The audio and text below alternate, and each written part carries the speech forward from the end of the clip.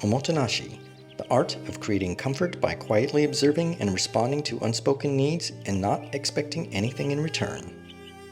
Confused about Japan? You're not alone. Let's dive into 10 surprising things that might leave you scratching your head. Many are rooted in the spirit of Omotenashi. Why so much plastic in Japan? When you visit a convenience store, unless you brought your own bag, the clerk is going to ask you if you want a bag. They might ask, "Fukuro wa irimasu ka?" Chances are you didn't bring a bag and you will need to pay 3 to 5 yen to purchase a plastic bag. Since there is a lack of trash cans, getting a plastic bag from a convenience store can serve as your trash bag, but everything else you buy is also wrapped in plastic. Why? Japanese value presentation and hygiene. By wrapping food in plastic, they are able to present the food in an appealing way that is believed to ensure freshness while providing convenience. When plastic is taken home, it's washed, dried, properly sorted into the correct category to ensure a high recycling rate. While plastic is often just waste, it is considered a trade-off to help prevent food waste, which in Japan is considered much more worse than plastic waste. So if you eat with a Japanese person, don't be surprised if they clean their plate completely down to the last grain of rice. And you can help reduce plastic waste by bringing your own reusable bag. Or you can purchase a shupato bag in Japan.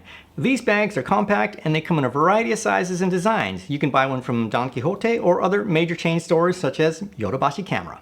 This brings us up to the next question. Why no public trash cans? There is a deeply rooted societal commitment to hygiene and order. This is taught at an early age, even in elementary school. Communities as a whole are taught to keep their surroundings clean. You should care for the environment and not rely on anyone to clean up after you. This is why so many tourists are shocked at how clean Japan is. Then in 1995, there was a subway terrorist attack where sarin gas was placed in trash cans in the Tokyo subway.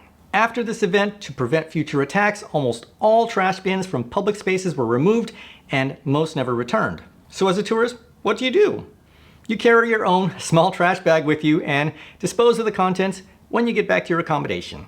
If you don't have a trash bag, you can reuse a plastic bag from the convenience store we just discussed. If you purchase food or drink, you can eat at the convenience store or right outside. And when you're done, usually right inside, there's a trash bin usually next to the cashier or even underneath the counter.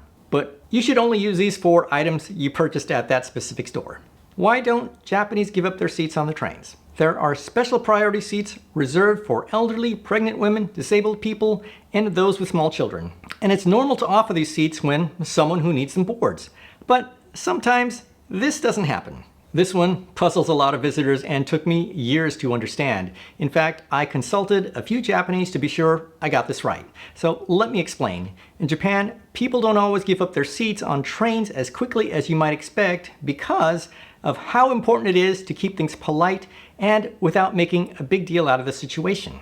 What we don't know is whether the person sitting in the prior seat that appears not to have any issues may indeed have some type of special condition that's not obvious. Outside of the priority seats, passengers usually wait for subtle signs before standing up.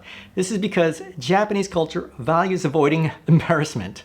No one wants to make the person sitting feel awkward or themselves feel awkward by drawing attention to the situation. So people tend to be careful, following an unspoken social norm to keep things respectful and calm rather than rushing to stand up. It's all about maintaining harmony and considering others quietly, which fits the overall quiet and polite atmosphere on Japanese trains. To reiterate, if you see an elderly person standing and no one rushing to get up, they are probably waiting for visual cues from that elderly person.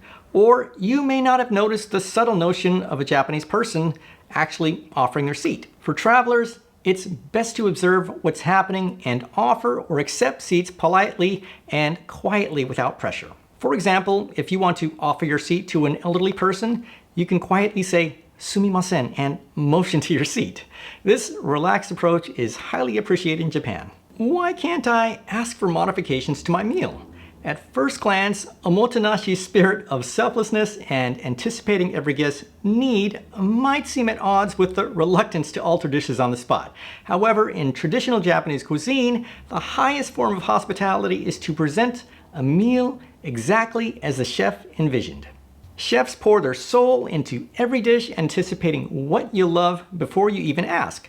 They pick the freshest seasonal ingredients, balance flavors perfectly, and then plate everything in harmony. When you request changes, it can feel like you're saying, excuse me, but I don't know about this dish, which clashes with the spirit of Omotenashi. On top of that, many restaurants, especially traditional ones, focus on one specialty, sushi, kaiseki, ramen, so their menus and their kitchens are set up to do one thing really well.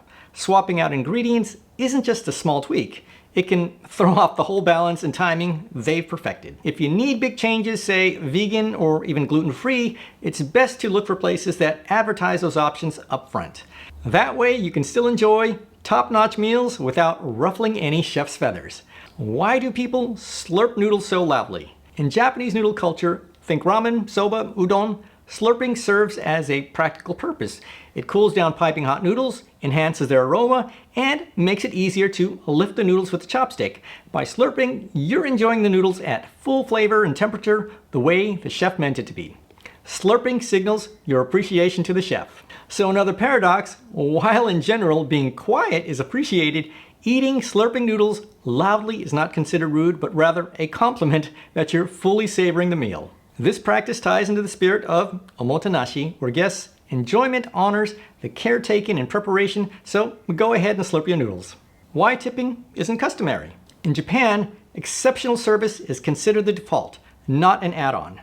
This deeply ingrained mindset stems from the concept of, you guessed it, Omotenashi, which again emphasizes anticipating guest needs and treating them as honored guests, rather than customers who pay extra for good care. However, with the influx of so many tourists, some bars and izakayas, they now have tip jars. The tipping debate in Japan isn't about money, it's about preserving a tradition where true hospitality is freely given. For now, Omotenashi remains a living practice, so let's help preserve this tradition. Why do so many Japanese still wear masks?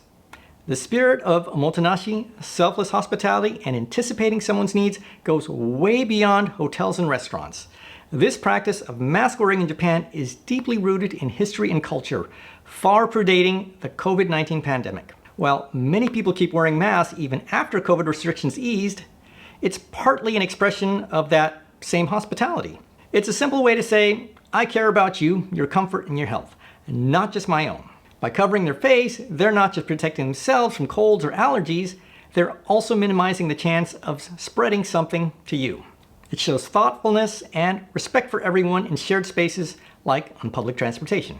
This practice also ties into broader social and health habits. Japan values group harmony and courtesy, so wearing a mask quietly signals that you're thinking of others. Comparatively, other Asian nations have their own mask-wearing traditions with similar reasons as well as their own cultural values. Heidi is a lot more responsible about this than I am, carrying a mask and wearing it on crowded trains, busy shops, and especially hospitals is an easy way to blend in smoothly and practice your own version of Omotenashi while exploring Japan. Why so many different IC cards? In the spirit of Omotenashi, Japanese transportation companies work together to create interoperable IC cards to function across Japan. An IC card is a contactless payment method that allows you to ride trains, subways, and many buses in Japan by tapping your IC card at the ticket gate. You can also use your IC card to pay for vending machines, lockers, restaurants, and even now some department stores. This includes Suica, Pasmo, Ikoka, Toika, and more. So why are there so many different IC cards? The answer is simple. There are many different railway companies throughout Japan. You might be familiar with JR or Japan Railways, but within the JR group, there are 7 different companies. There are also many other transportation companies all over Japan. Most JR companies have their own IC card, while others have joined forces to use one. For instance, the Pasmo IC card developed by Pasnet is used by over 20 different railway companies and over 30 bus companies in the greater Tokyo area. Luckily for IC card usage, the companies issuing IC cards aligned, and that is why you can use any of the 10 interoperable IC cards shown here across Japan. This means it doesn't matter which IC card you have, as long as it is one of the 10 interoperable IC cards. So if I purchase a suica in Tokyo, it's going to work fine in Kyoto. If I purchase a sugoka in Fukuoka, it will work fine in Osaka or Tokyo. Of course, there are exceptions, especially in rural areas where you may need to purchase a paper ticket to ride on a locally owned train or bus. Why only iPhones support mobile IC cards? While this is frustrating for Android users, there is a reason. Both Apple and Android phones have NFC, near-field communication, but Japan uses a specific NFC technology developed by Sony. It's called Felica, which stands for Felicity Card. And not every device supports it natively. While Japan would like all companies to use Felica, Apple is the only company that adopted this technology several years ago, and that's why iPhone since iPhone 8 support it through the Apple Wallet. On the other hand, Android phone makers have chosen not to implement this technology globally, mostly as a cost-cutting measure. They clearly don't have the spirit of Omotenashi. As of today, the only Android phones that support Felica are the ones that are purchased in Japan. So those are the only Android phones that support digital IC cards in Japan. Why do so many things in Japan need a reservation? In order to truly enjoy Japan's harmonious experiences, Japan has Omotenashi. Japanese businesses embrace Omotenashi by requiring reservations for restaurants, inns, experiences, and more. They can prepare in advance, control the atmosphere, and ensure every visitor receives the highest level of attention. For instance, many popular sushi bars seat fewer than 10 guests at a time and demand bookings weeks or even months ahead to guarantee fresh ingredients and a calm and focused dining experience. Beyond dining, reservations address practical and logistical challenges in a densely populated country. So venue use bookings to manage demand and allocate staff and supplies efficiently. Crazy popular team labs only allow a set number of visitors for each time slot. By keeping the number of people inside limited, each person can enjoy the experience without bumping into another person. It's quality over quantity.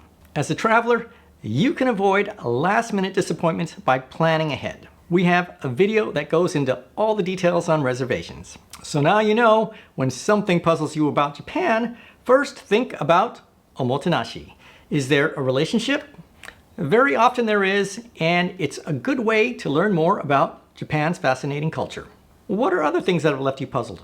Please share in the comments. And ready for some more great tips? Watch Heidi's video on 21 travel tips of unspoken rules she's learned over the last 21 years visiting Japan. You don't want to miss it.